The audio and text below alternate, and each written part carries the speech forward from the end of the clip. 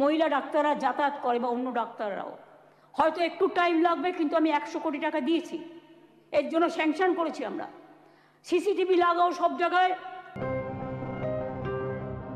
সরকারি হাসপাতালের পরিষেবার মান উন্নত করার পাশাপাশি মেডিকেল কলেজগুলোর নিরাপত্তা ব্যবস্থা আঁটোসাঁটো করতে চায় রাজ্য সরকার।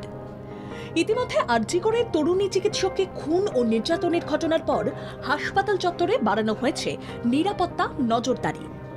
আরজিকর ছাড়াও অন্যান্য হাসপাতালের চৌহদ্দিতে বাইরের লোকেদের ঢুকতে দেওয়া হচ্ছে না। পরিচয়পত্র দেখিয়ে হাসপাতালে আসা যাওয়া করতে পারছেন চিকিৎসকরা। ডাক্তার, নার্স থেকে স্বাস্থ্যকর্মী সবার সুরক্ষায় বাংলার সরকার অতন্ত্র প্রহরীর মতো ভূমিকা পালন করতে চায়, যার জন্য মুখ্যমন্ত্রী মমতা বন্দ্যোপাধ্যায় মঙ্গলবার বিধানসভায় ঘোষণা করেন হাসপাতালগুলোর নিরাপত্তা ব্যবস্থা ঢেলে সাজানো হচ্ছে। হাসপাতালের নিরাপত্তায় বাংলার সরকারের বরাদ্দ 100 কোটি টাকা। স্বাস্থ্য সুরক্ষার স্বার্থে বিধানসভায় ঘোষণা মুখ্যমন্ত্রী মমতা বন্দ্যোপাধ্যায়ের। কথা মতো মেডিকেল কলেজের নিরাপত্তায় বরাদ্দ করা হলো 40 কোটি টাকা। সিসিটিভি বসানোর মতোই নিরাপত্তা নজরদারির কাজে এই অর্থ ব্যয় হবে।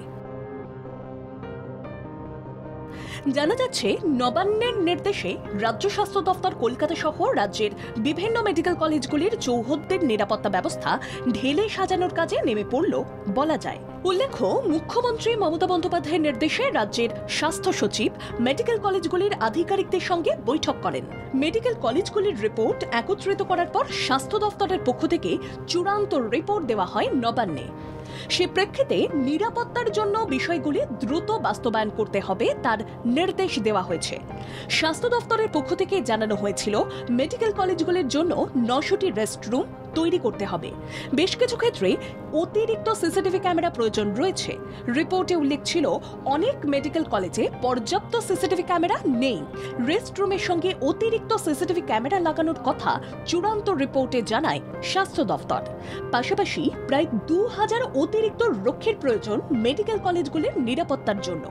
এই অবস্থায় স্বাস্থ্য পরিষেবা প্রদানের সংবেদনশীল জায়গায় প্রশাসনিক স্তরে এই নিরাপত্তার বহর বাড়ানোর প্রয়াস চিকিৎসকদের কাছে আলাদা বার্তা বলা যায়। জয় চক্রবর্তীর রিপোর্ট, বাংলা জাগো।